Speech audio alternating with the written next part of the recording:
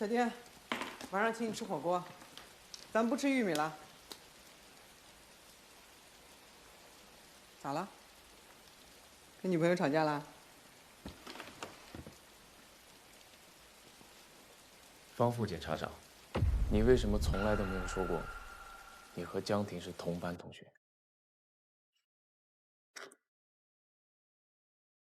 有进步啊，遇到事情知道冷静、理智、客观了，也知道查我了。我只是想找到真相。你一直坚持他是谋杀，不是自卫，是因为你没有过节吗？你报复他，所以你一定要给他定罪，是这样吗？你凭什么认为我要给他定罪呢？如果不是我想的那样，你为什么要隐瞒呢？我没有刻意要给谁定罪，我跟你一样，就是想查到事情的真相。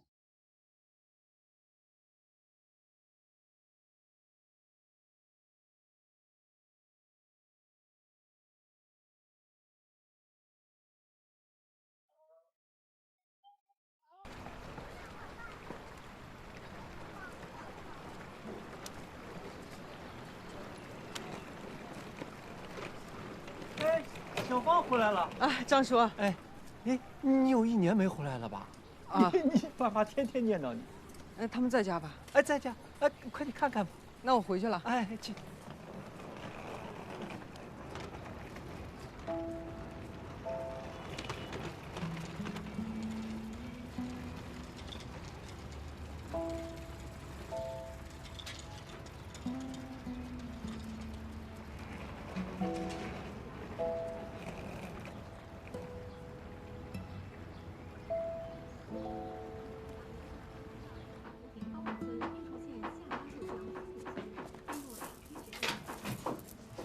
等一下啊，我马上就来。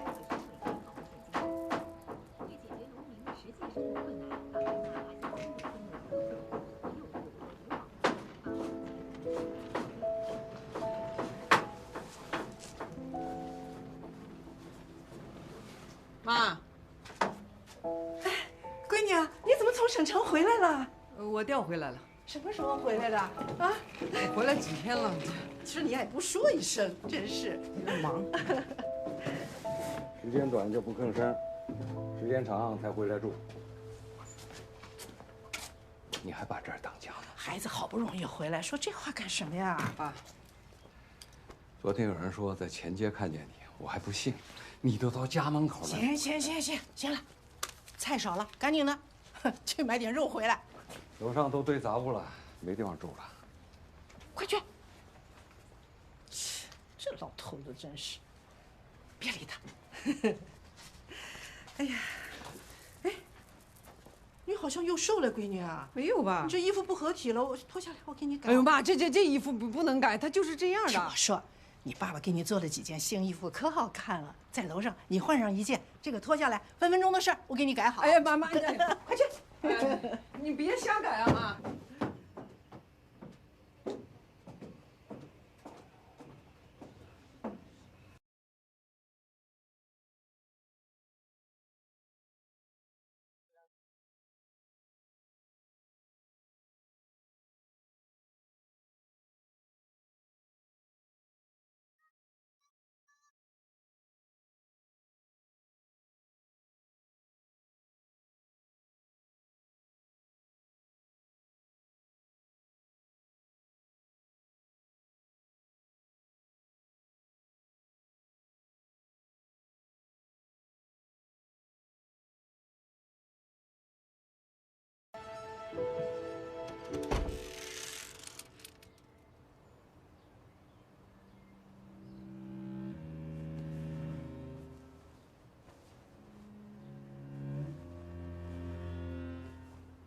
爸爸刚给你做了条新裙子，赶紧来试试。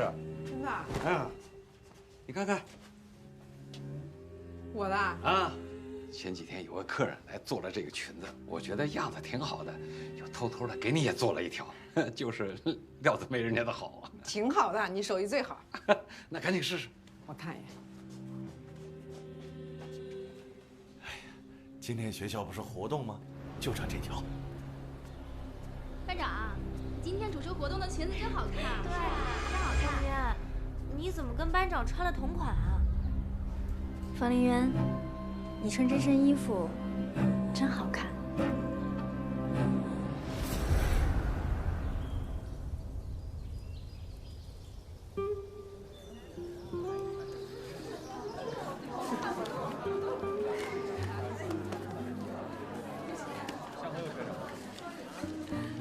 来，大家安静一下啊！这次的期中考试数学成绩已经下来了，大家呢都是平稳发挥，考的都很不错。特别是方凌渊同学，满分150分，他考了128分。身为班长，我很惭愧啊，我就只考了120分，整整相差8分。向你学习，大家给他鼓个掌吧，恭喜他。比我们班长都高，他是不是作弊呀？对，作弊肯定是作弊。太土了！你学别人穿衣服，你算老几啊？啊？还敢瞪我？再瞪我，把你眼珠子给挖出来！来，为同学为友谊，干杯！干杯！来！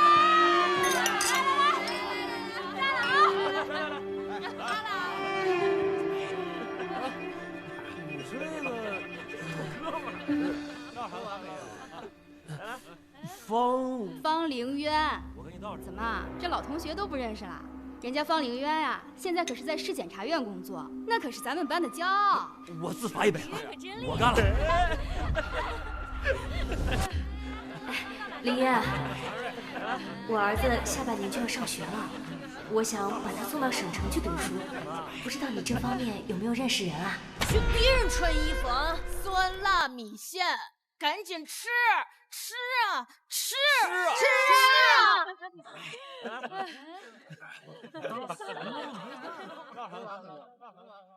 没吃饭呢。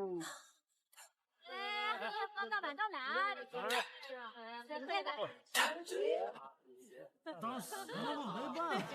还敢提问吗？啊！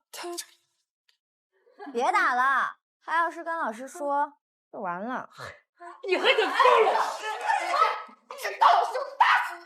敢告老师，我就告老师！江婷那会儿啊，老师最喜欢她了，就是她带头欺负人了。凌渊啊，我们呀，可都是在背后说她就是老师的走狗。要不他杀的还是上一届的张远。我也听说了。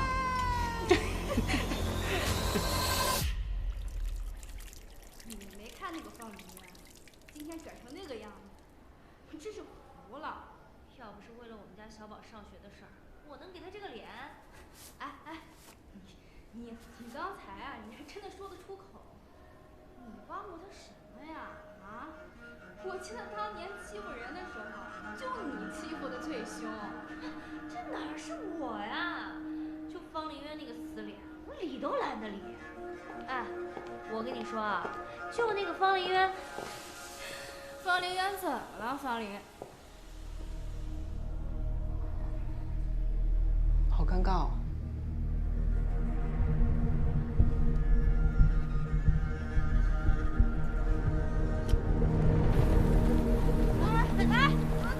再喝一杯。没事吧你？慢点。来，谢谢。同学聚会喝多了。来坐。拿着。江婷是你们班同学吗？是啊，你谁啊？这是我的名片。雷律师。可以跟你们好好聊聊吗？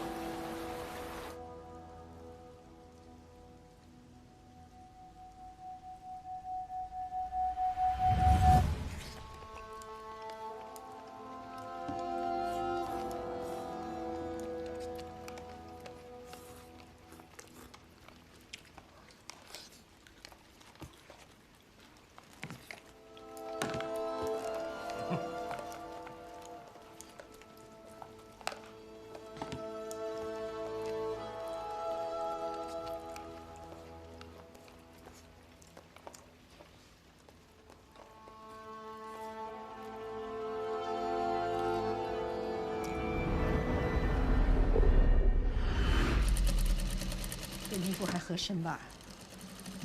挺合身的。什么时候做的？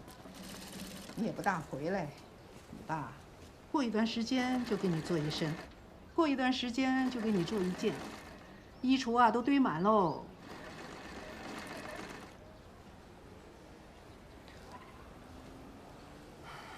我爸痛风怎么样了？哎呀，还能怎么样？天天让他少喝，他也听不进去，一到夜里面就喊疼哦。以前呢舍不得花钱，你的衣服啊都是你爸给你做的。我记得有一次，有个客人送来一个名牌，你爸觉得挺好的，就照着那个样啊也给你做了一件，还多缝了一个兔子。哎妈，过去的事情不说了。我觉得我爸给我做的衣服挺好，比名牌都好。我去给你爸打个电话啊，看他还有多久。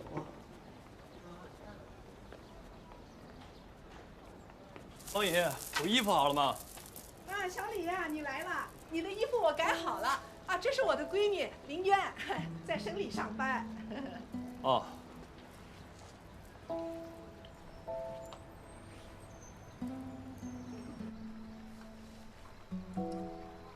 没想到你家离我们玻璃工坊这么近，但怎么从来没见过你？正常。我上大学去省城上的，然后就在那儿工作，一年也回不来几趟，没见过正常。哦，也是。你们工作肯定忙啊。忙，一方面是忙，还有就是，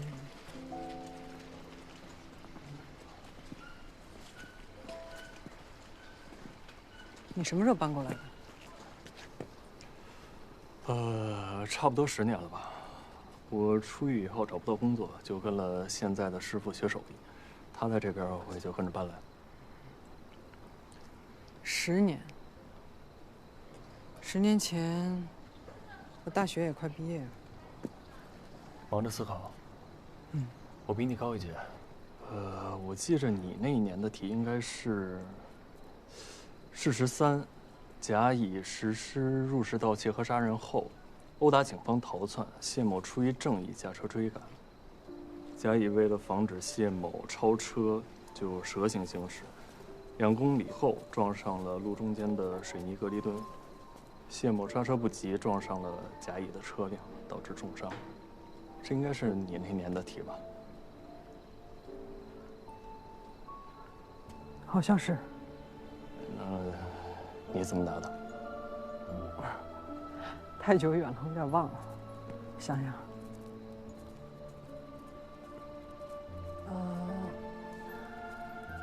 甲乙走蛇形，制造了不被允许的风险，属于危险行为。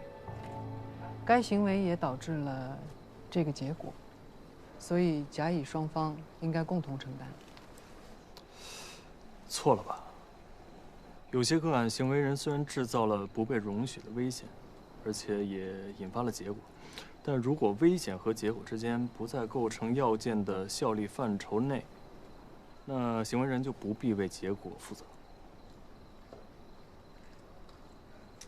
但我觉得，逃犯应该承担部分责任。我举个例子。如果贩毒给别人致其死亡，那要不要再另外成立过失致人死亡罪？如果妓女患有性病并明确的告知嫖客，但嫖客依旧瘫痪导致染病，那妓女要不要再另外成立伤害罪？这些行为都是嫖客和吸毒者能够自愿选择且自由负责的危险行为，属于自限风险。那具体到本案，谢某的重伤和甲乙的行为只存在条件的关系。谢某重伤主要是因为自己的驾驶不当、追尾所导致的，所以这个结果不应该由甲乙来承担。我记得，这是那年的标准答案吧？你到现在都能背啊？但现实的判罚要考虑的因素应该是更多的，是吧？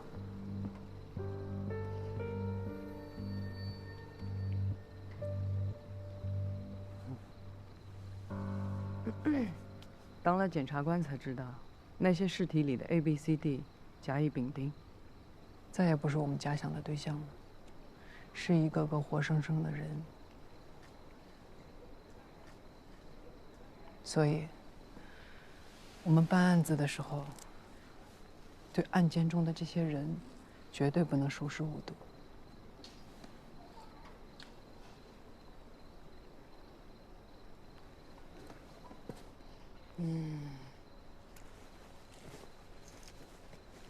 你对法律很熟悉啊？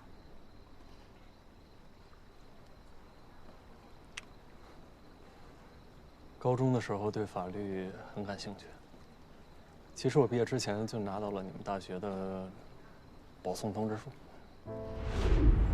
李沐风，你的快递来了，谢谢啊。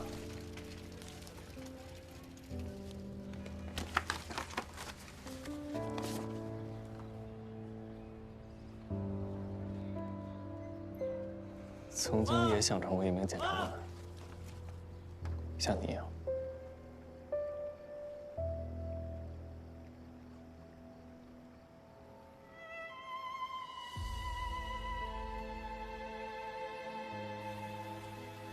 你听没听过蜘蛛丝的故事？一个十恶不赦的罪人，因为救了一只蜘蛛，得到了逃离地狱的机会。佛祖放了一根蜘蛛丝下去，他便向上攀爬。但过程中他发现，其他的恶人也在向上攀爬，他担心会断，便大喊着让他们滚下去。佛祖看见了这一幕，便断了蜘蛛丝。这些人呢，也就再一次回到了地狱。凭什么一个人做尽坏事，只要做一点点好事，就能有改变命运的机会？你说呢？是啊，有些人一辈子也等不到一根蜘蛛丝。假如我的案子是一道主观题的话，你会怎么打？我是有罪还是无罪？我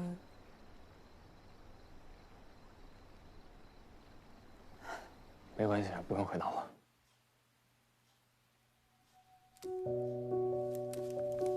据此，依照《中华人民共和国刑法》第234条、第20条第2款之规定，判决如下：全体起立。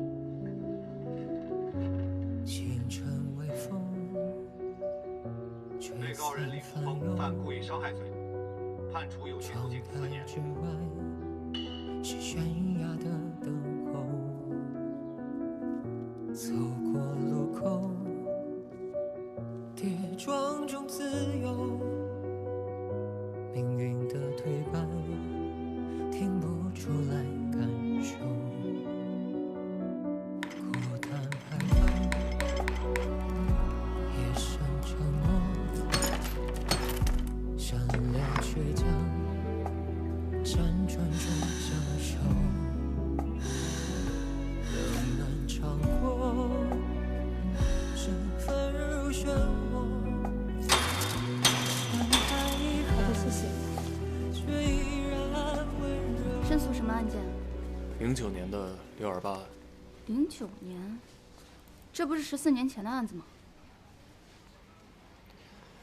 你是觉着14年太久，还是觉着14年前的案子不重要？啊，我不是这个意思，只是14年前的案子再申诉恐怕有点困难。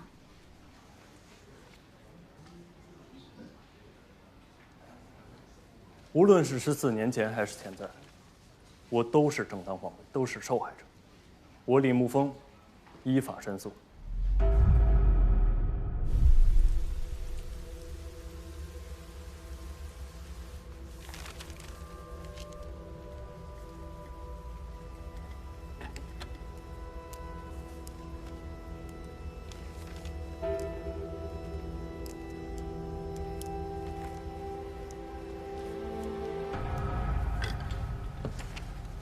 这2天的情况啊，大家都看到了。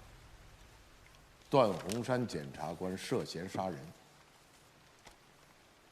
这也导致了他过去办的许多案子都有人来申诉。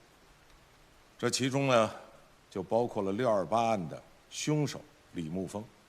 14年前的这起案子，发生在学校旁边的图书馆，轰动一时，相信各位还有印象。李沐风坚持认为段洪山的处理有误，所以啊，今天请大家来啊，谈谈自己的想法，看我们应该如何处理。我建议呢，举行一次公开听证，借此机会呢，给李沐风释法说理。这死者的父亲不仅举报段洪山，还上门复仇。这案子处理的……公开听证好啊，正好借着机会核查一下旧案吧。这听证会怎么能说开就开呢？14年前的案子，凶手服刑期满，都已经过了好多年了，是案子结论不清晰啊，还是过程有异议呢？是啊，到现在，段洪山杀人案都没个音儿呢。到时候法学专家、人民监督员全都得来。哎，我认为没必要。现在群众关注的焦点是14年前这个案子吗？徐检，你反对公开听证，那你有什么办法恢复民众对我们检察院的信心呢？我只是反对有必要为了这个已经结了的陈年旧案浪费时间吗？什么叫浪费时间？如果老百姓被误判，耽误了这么多年，就不叫浪费时间？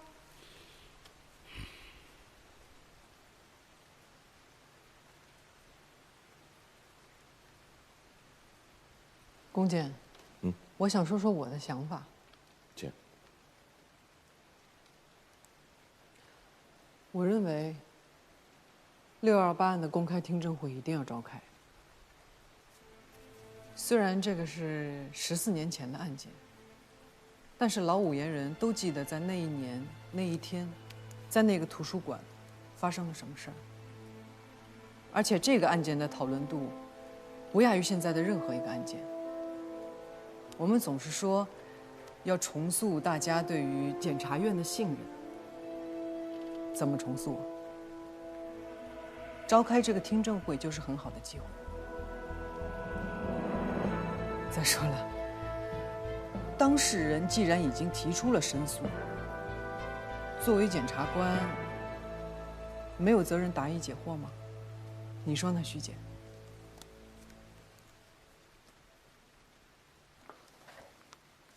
好，事不宜迟，立刻通知案件的当事人和其他相关人员，邀请与案件没有利害关系的听证员，我们尽快召开公开听证会。方副检察长，这次的听证会就请你负责。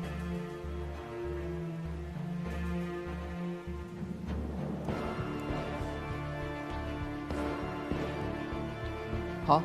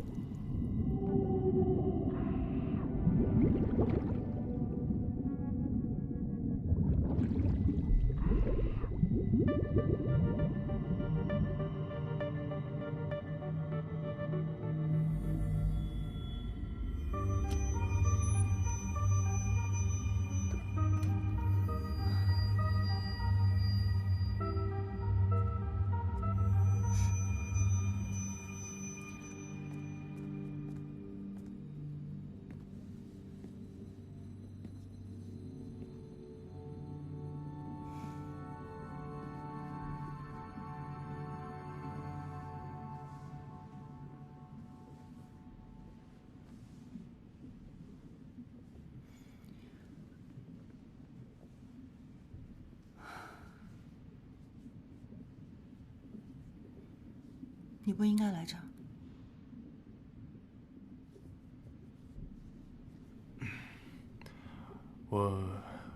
我就是想看看你的生活。失望吗？这里暗的时候多，亮的时候少，我也只能点亮一盏小小的灯，时刻感到心惊胆战。这样的生活我们已经过了14年了，也是时候该做出改变了。我已经向检察院提起了申诉，应该过段时间就会召开听证会。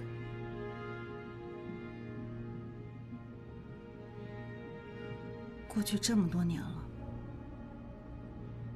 以前没有办法办到的事情，现在只会更难。我知道，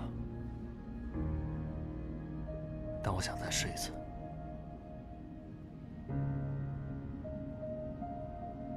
我记得很多年前你就想要申诉，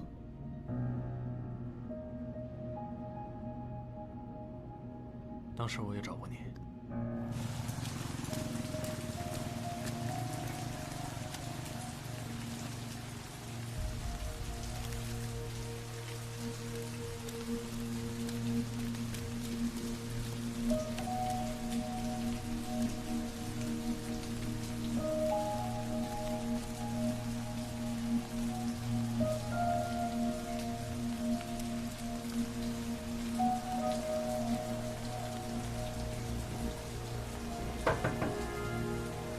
谁呀？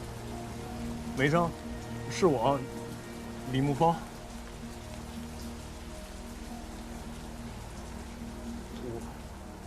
我减刑了，所以就提前出来了。我想着还是应该来见一见你。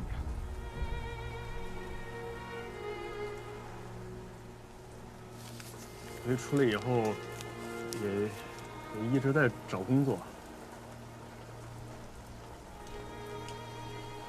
因为有案底的原因，他们都觉得我是杀人犯，也没有人愿意听我解释，所以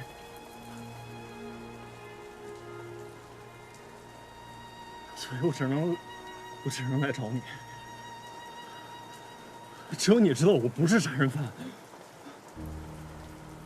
所以我想求你，如果我申诉的话，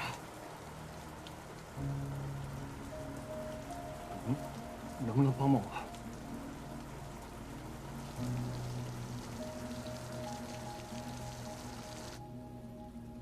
你能不能帮帮我？我帮过你一次，也救走我。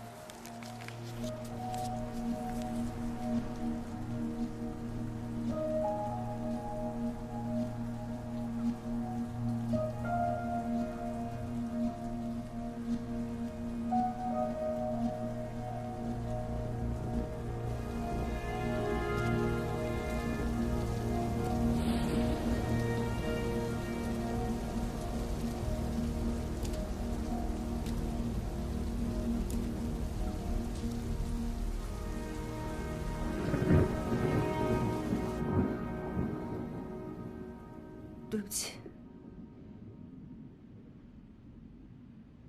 现在说这句话是不是有点太晚了？没关系，我也能理解。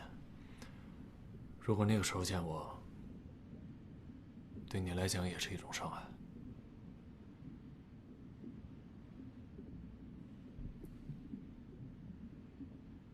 那这一次听证会，有你在的话，翻盘的几率会大一些。当然了，这还是要尊重你的决定。要是失败了呢？那可能就是我们的归宿吧。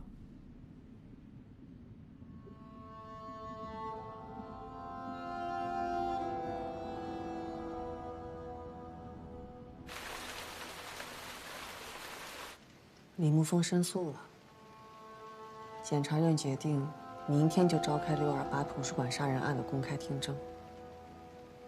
申诉成功，李沐风要是赢了，一办的就是错案。没错，没错。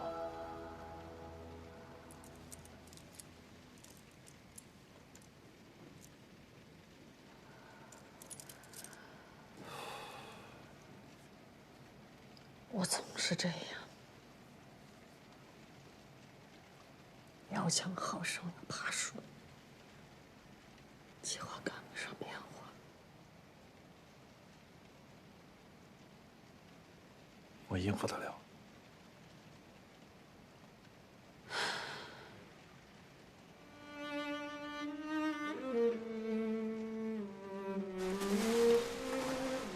方副检察长。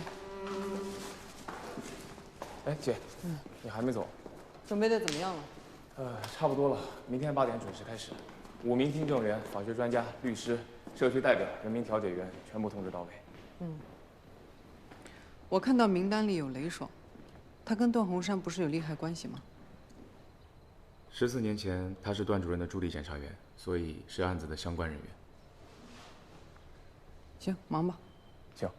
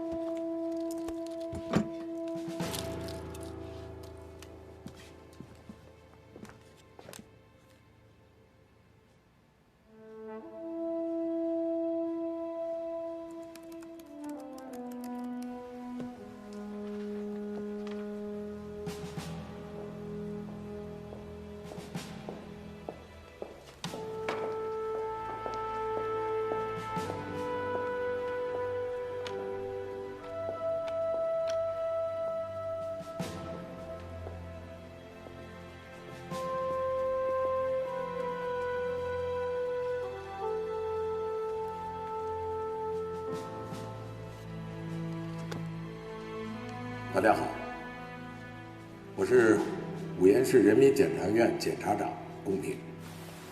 五原市人民检察院今天在这里召开李沐风刑事申诉案件听证会，通过公开听证的方式，听取各方的意见，为本院依法公正办理刑事申诉案件提供参考。听证会现在开始。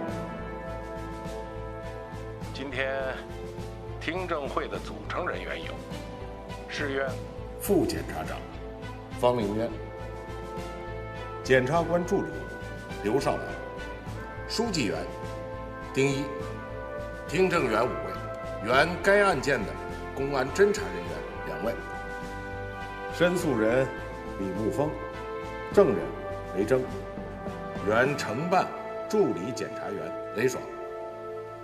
还有628案原主办检察官段洪山。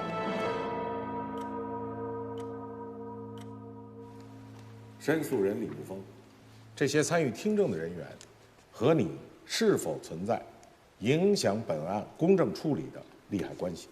如果有这种利害关系的话，你可以申请回避。没有。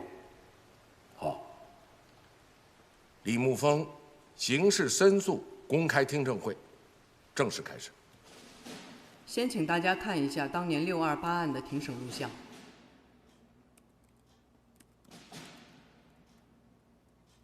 被告人李沐风，拟于2009年6月28日涉嫌持刀捅刺被害人周林，致其死亡。以上情况是否属实？当天我去到图书馆，看见周林正在对梅征进行侵犯，我为了阻止他的行为，所以就发生了这样的情况。所以你和周林的打斗过程发生在图书馆，是不是？是。你和被害人周林身高、体型差不多，是不是？应该是差不多。所以，如果你们两个打斗是赤手空拳，你是有机会打赢被害人周林的，是吗？我认为这个假设并不成立。我没有在学校打过架，在校外也没有过。而且当时那个情况，我不认为是相互斗殴，因为整个过程我都没有过还手或者过激的反应，都是他在一直殴打我，而且手里面还拿着武器。审判长，根据第30号证物显示，被告人李沐风所说，周林手中的武器是在图书馆门口随便捡起的一根棍子，不足以致死。但是被告人李沐风，他却动了刀。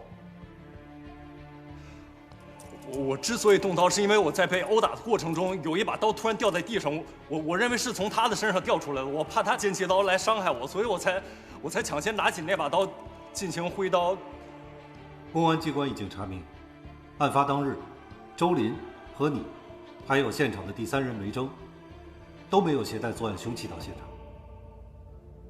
根据现场的痕迹，作案凶器原本就是在图书馆里，属于图书管理员的水果刀，并误放置了一段时间。因为你们打斗撞倒书架而掉落。根据30号证物，被害人使用的武器是在图书馆门口随手捡起的木棍，硬度不高，不足以致命。但你却动了刀，超出了防卫限度。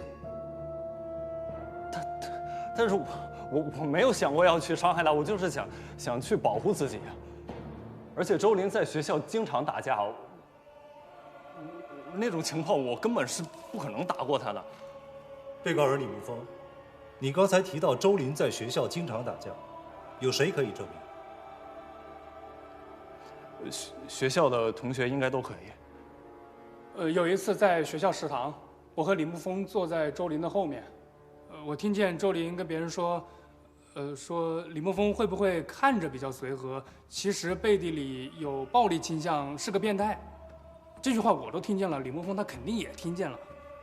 我想，李沐风可能就是从那个时候起记恨周林的吧。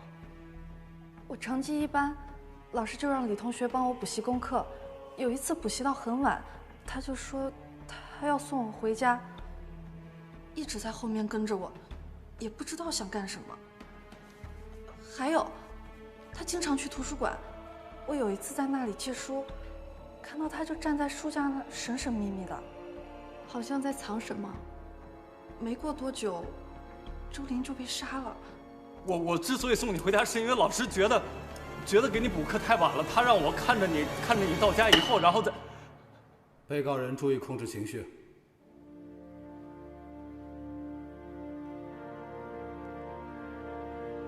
申诉人，申诉人李沐风，你的诉求是什么？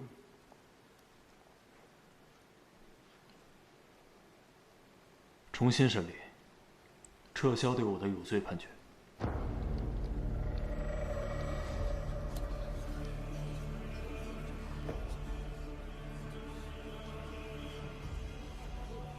周林侵犯梅征，我上前阻止。在被他殴打的过程中，有一把刀掉落在地。我害怕他会持刀对我进行伤害的升级，所以进行反击，保护我自己的生命安全。这是明显的正当防卫。但段洪山检察官始终认定我为防卫过当，还在调查的过程中，因为我被政法大学保送的原因，怀疑我利用正当防卫的法条脱罪。这是错误的判断，也是无理的怀疑，对我的人生造成了恶劣的影响。可你的的确确杀了人，周林持棍，你持刀。段洪山检察官结合具体的情况，将你的行为认定为防卫过当，已经从轻量刑了。这不是轻重的问题，而是有罪和无罪的问题。即便是防卫过当，那也是一种罪行。我这辈子都会被人当作杀人犯来看待。请各位代入一下事前一般人的角度。面对这种情况，你们会怎么办？难道面对生命危险的时候，我还要去拿捏自卫的分寸感？难道面对生命危险的时候，就只有犯罪和被杀2种选择吗？所以我坚持我是正当防卫，我无罪。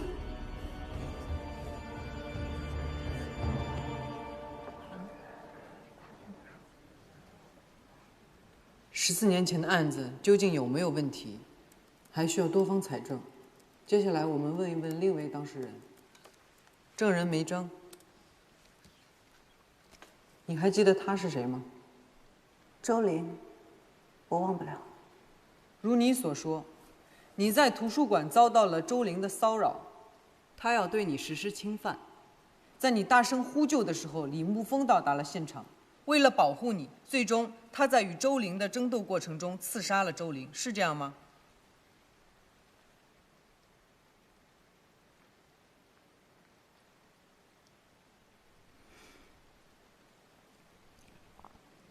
不是，确切的说，不完全是。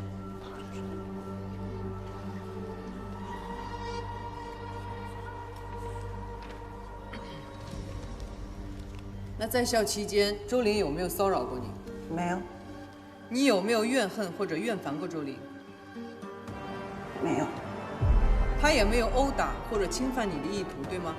没有。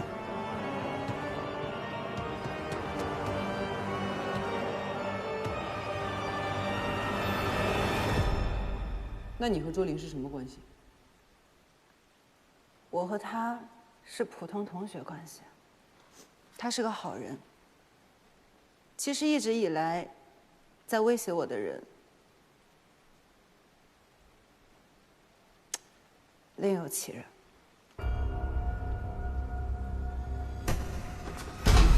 当时我的头被按到书架上，他的脸就藏在那本书的后面。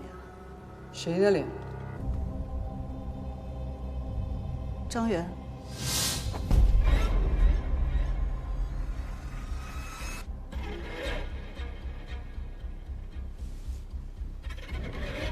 你的意思是张元当时也在现场是吗？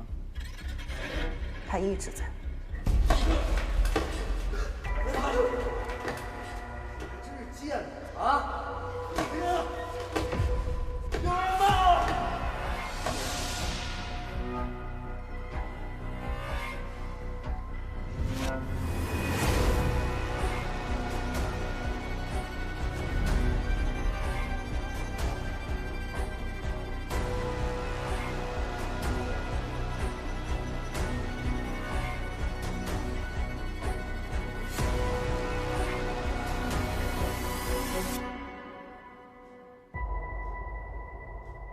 不觉得奇怪吗？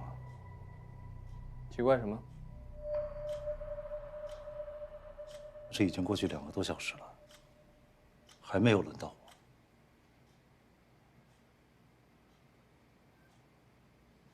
那只能说明现场已经是天翻地覆了。我认为他在说谎。我说的每一句话都是实话。那为什么14年来你从来没有提过这件事？为什么现在要颠倒黑白？我没有颠倒黑白，我今天说的这一切才是真相。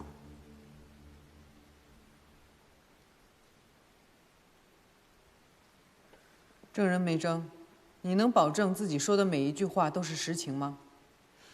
事情已经过去很多年了，大家都在说是我在勾引男人，是我让男人们争风吃醋，所以导致了今天这样的结果。但事实根本就不是这个样子，这些都是谣言，这些都是对我的诽谤。你有没有证据能够证明这一点？我带过来了，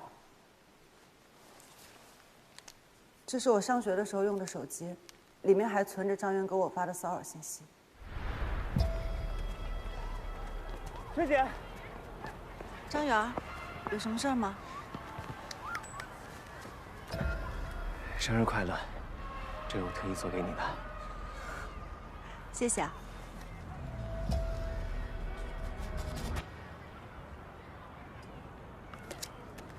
这个我不能收。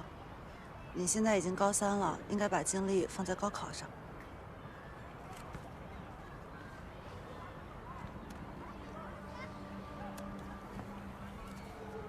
哎，学姐，你还记得那个单词吗 ？fragile。Fragile。这个单词嘛，它形容学姐的气质啊，特别贴切。美丽的、纤细的、脆弱的、易碎的。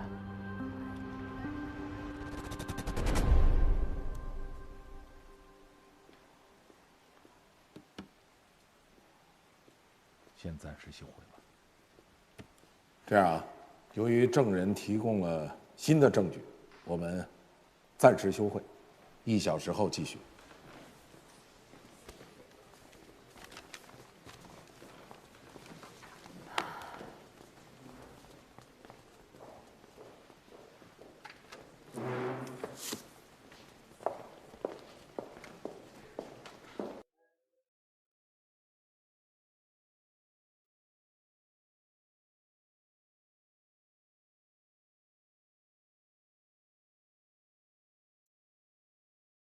都灭了。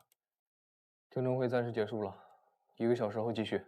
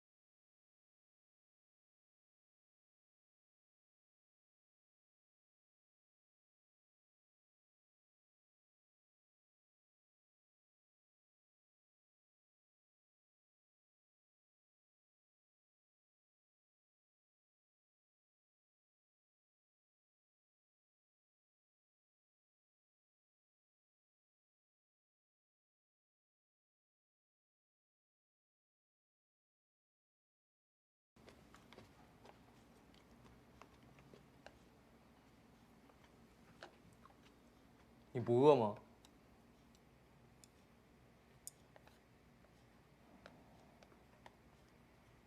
肠胃不好，吃不下。你是不是以为快结束了？恰恰相反，这会是一场持久战，因为每个人都有自己的目的。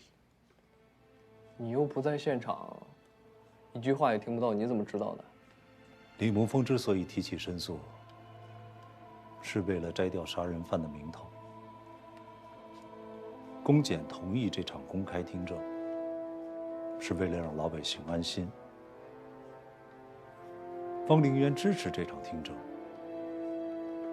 是为了还原事实的真相。每个人都有自己的小算盘。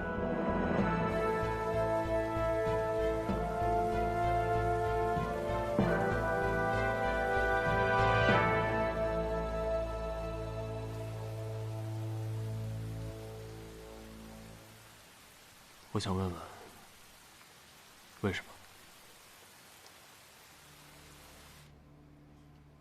那个14年前的目击证人，他有什么计划？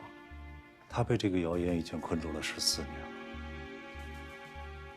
他今天愿意来参加这场听证会，旧事重提，就是已经做好了准备，要在五岩市所有的人面前清洗谣言。我已经做了14年的荡妇了，谣言该结束了。我要把自己洗干净。那我呢？